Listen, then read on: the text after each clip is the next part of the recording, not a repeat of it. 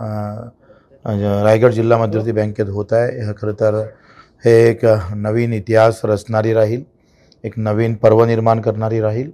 आमचे जिल्हा बँकेचे अध्यक्ष जळगावचे सुद्धा इथे हजर आहे। उपाध्यक्ष आमचे अमरावतीचे आहे, लातूरचे पण ॲडव्होकेट साहेब आहे, आमचे पुण्याचे उपाध्यक्ष आहे, यवतमाळचे अध्यक्ष आहे।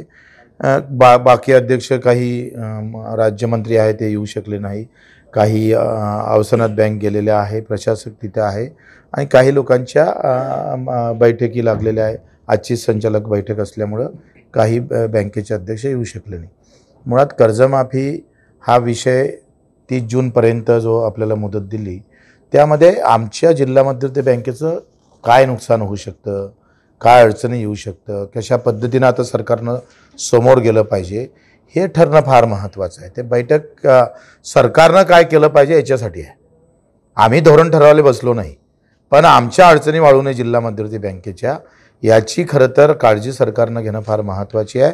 अर्थात काय होतं आहे का, आता मुळात मुद्दा काय आहे, 31 मार्चला थकीत होणार आहे आणि 30 जूनला 25ला कर्ज ज्यांनी घेतलं किंवा मे 25ला कर्ज घेतलं किंवा एप्रिल 25ला ज्यानं कर्ज घेतलं, ते काही लोक 31 मार्चला थकीत होतं, काही 30 जूनला थकीत होतं आहे आणि मग त्यांची काय अवस्था करणार ते थकीत झाल्या असतानासुद्धा तुम्हाला नवीन कर्ज द्यावं लागेल, कारण त्याला नवीन शेतकऱ्याला समोर पेरणीसाठी पैसे नाही आहे, पहिलेच तो दुष्काळात सापडलेला आहे।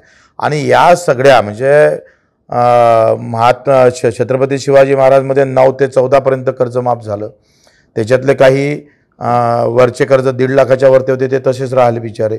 दुसरं छत्रपती शिवाजी महाराजमध्ये 2 लाखापर्यंत मर्यादा होती। उद्धव साहेबांनी जे कर्ज माफ केलं ते 15 ते 19पर्यंत माफ केलं। त्यामध्ये काय झालं का 2 लाख कर्ज असेल त्याचंच माफ झाले, 2 लाखच्या वरती जर 10,000 असेल तर तो माफीत बसला नाही। ह्या अडचणी वाढलेल्या आहे। या सगळ्या गोष्टीवर चर्चा, येणारी कर्जमाफी ही अधिक शेतकऱ्यापर्यंत कशी जाईल, त्याच्यात मध्यवर्ती बँकेच्या अडचणी वाढल्या नाही पाहिजे याच्यासाठी सरकारला आम्ही एक प्रस्ताव देणार आहोत का तुम्ही जे काही कर्जमाफी करणार आहे, जे काही धोरण स्वीकारणार आहे, त्याला एकतर जुन्या थकीत कर्जदारांना तुम्ही मुदतवाढ दिली पाहिजे, मुदतवाढ देऊन नवीन कर्ज देण्याचं धोरण आखलं पाहिजे।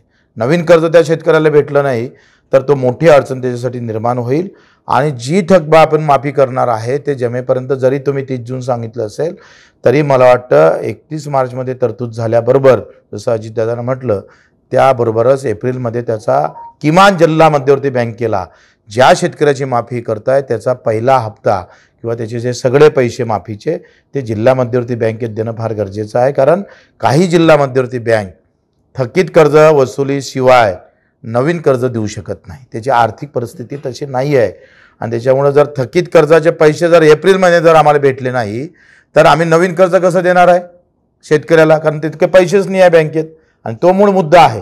त्या मुद्द्यासाठीच आम्ही सरकारकडे जाणार आहोत का आपण किमान जिल्हा मध्यवर्ती बँकेच्या बाबतीत एक वेगळ्या प्रकारचा धोरण घेणं गरजेचं आहे आणि एप्रिलच्या पहिल्या हप्त्यात तुम्ही सगळे पैसे जे ज्या शेतकऱ्यांची आपण कर्जमाफी करू त्या सगळ्यांचे पैसे तुम्ही आम्हाला जिल्हा मध्यवर्ती बँकेत देणं गरजेचं आहे। कशी तरतूद करता, काय करता, तो नंतरचा भाग आहे। नवीन कर्ज देणं, थकीत कर्जाला आपण मुदतवाढ देणं आणि थकीत कर्ज जे माफ होणार आहे त्याची तरतूद करणं, 3 गोष्टीचा खरं तर विषय आहे, तो सरकारनं केला पाहिजे। दुसरं अनिष्ट तफावत काय झालं आहे का, जे काही चेन तयार झाली आहे पूर्वीपासून ते सोसायटी ते बँक अशी आहे।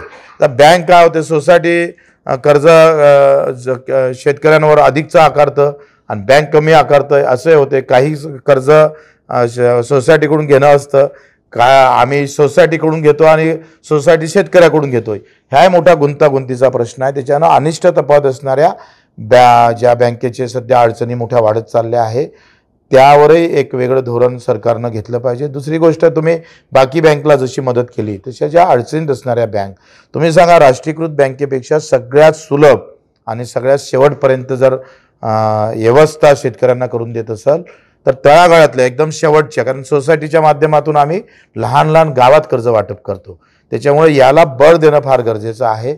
2 टप्प्यामध्ये आता ह्या मीटिंगची सुरुवात होईल। पहिला ट्रॅक काय आहे तर ह्या कर्जमाफीबाबत सुटसुटीत आणि चांगलं धोरण व्हावं, बँक अडचणीत येणार नाही याचा विचार व्हावा आणि तिसरं असं दुसरं असं का दुसरा जो ट्रॅक आम्ही सुरू करतो आहे, आम्ही आता बोललो आहे का आमच्या सर्व बँकेचे संचालक आहे त्याची वर्षातून एक आमसभा झाली पाहिजे. त्या आमसभेतून जिल्हा मध्यवर्ती बँक सक्षम कशा होईल, त्या कोणत्याही पार्टीच्या असो, त्या सत्तेचा आणि राजकारणाचा आणि त्या बँकेचा कुठेही अडचणी येऊ नये याचाही विचार व्हावा. आणि इतर राष्ट्रीयकृत बँकेला ज्या पद्धतीनं मोठ्या मोठ्या कर्जाच्या माध्यमातून राईट ऑफ केलं जातं किंवा मोठे कर्ज माफ करून ते काही दिलासा देण्याचं काम करतं, NPA मधून काढण्याचा विषय होतं, बऱ्याच चांगल्या स्कीम चांगल्या ठेवी त्यांच्याकडे सरकारच्या असतं, त्या बँकेला जिल्हा मध्यवर्तीला का देता येत नाही, या सगळ्या गोष्टीवर हा दुसऱ्या ट्रॅकवर आपण काम करू. आता त्याची सुरुवात झालेली आहे आणि मला वाटतं निश्चितच जिल्हा मध्यवर्ती बँकेसाठी हे कुठल्या पार्टीच्या सत्तेच्या विरोधातले विषय नाही. जिल्हा मध्यवर्तीच्या बँकेचा अध्यक्ष म्हणून आम्ही इथं बसलेलो आहोत. आता मी आंदोलक म्हणून नाही आहे.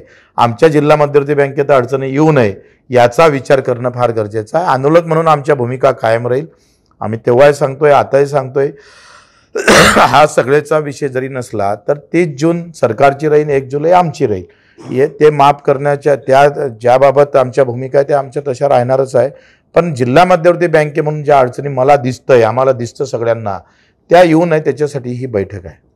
बच्चूभाऊ, सरकारकडे पैसे आहेत का? म्हणजे तुम्हाला आता भरोसा आहे की गव्हर्नमेंट कर्जमाफी देणार आहे? बरोबर आहे. सरकारकडे मुळात पैसा आहे का? कसं आहे, तुम्ही तुमच्या इथं जर लग्न असलं तर पहिल्या पंक्तीत कोण बसावं हे तुम्ही ठरवता बऱ्यापैकी. म्हणून सरकारनं आता पहिल्या पंक्तीत कमी पैशात कोणाला पहिले बसवलं पाहिजे ते ठरवलं पाहिजे ना. त्याची पहिली पसंती शेतकऱ्यालाच असली पाहिजे आणि मग तेवढे पैसे आहे त्याच्यानं विषय नाही. तो पसंतीक्रम सरकारचा आहे. भाऊ, महारत्नाच्या जागा ज्या पद्धतीने घेतल्या जातात त्याच्याकडे कसं बघतात सरकारच्या? मला वाटतं आता तो वेगळा हा कर्जमाफीचा विषय त्यांना नाही. लक्षात घ्या का हे जी तारीख समोरची दिली ना याच्यात सरकार फसलाय. लक्षात घ्या, त्यांनी आज माफी केली असती तर 15,000 कोटीची करावं लागली असती आणि आता त्यांनी 30 जूनपर्यंत म्हटल्यानंतर या वर्षीचा थकीतदार जो आहे तो त्याच्यात येणार आहे. आणि सगळ्यात अडचणीतला शेतकरी कोणत्या वर्षातला आहे, तो या वर्षातला आहे. त्याच्यानं ती नॅचरल आहे. म्हणजे हे ते या वर्षाला टाळून सरकार कर्जमाफी करू शकत नाही. ही तर त्यांना म्हणजे तो तर नॅचरल त्यांना ते करावं लागेल सगळं.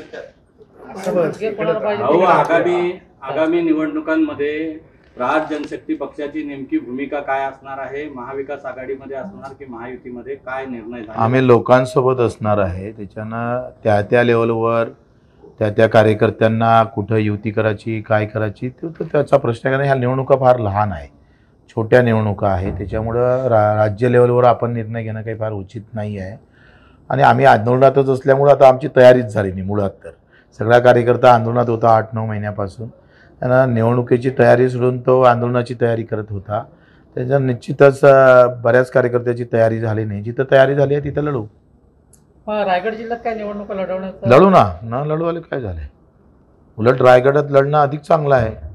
कारण छत्रपतींच्या भूमीत राजधानीमध्ये आम्ही पाऊल टाकणं म्हणजे त्याचा स्पर्श निश्चितच महाराष्ट्रासाठी चांगला राहील. रायगडमध्ये भाऊ शेकापसोबत झाला का?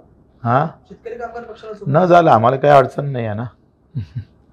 भाऊ, महारत्नाच्या जागा ज्या पद्धतीनं बळकावल्या जात आहेत आणि त्यातल्या काही आरोपींना देखील सूट दिली जाते असं म्हटलं जात आहे. महाविकास आघाडीच्या नेत्यांनी किंवा विरोधी पक्षातल्या नेत्यांकडून कोणी असो, पारदर्शकता असली पाहिजे. नेता असो का लहान असो, कायदा सगळ्यांसाठी सारखा आहे हे समजून सांगण्याची देशाला फार गरज आहे.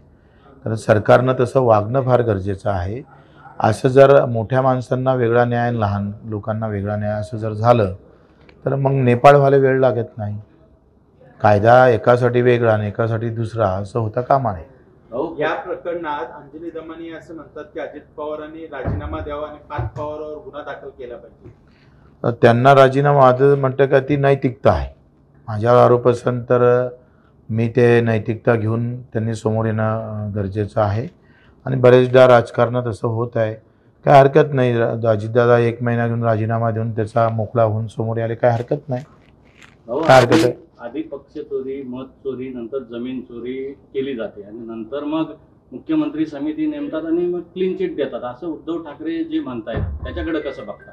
अगदी बरोबर आहे. काही देशामध्ये अशा गोष्टी घडू नये याची काळजी सरकारनं आपला आहे म्हणून तो वेगळेपणा दाखवू नये. मला वाटतं उद्धव साहेबांना जे म्हटलं त्यात काही चुकीचं काही नाही आहे.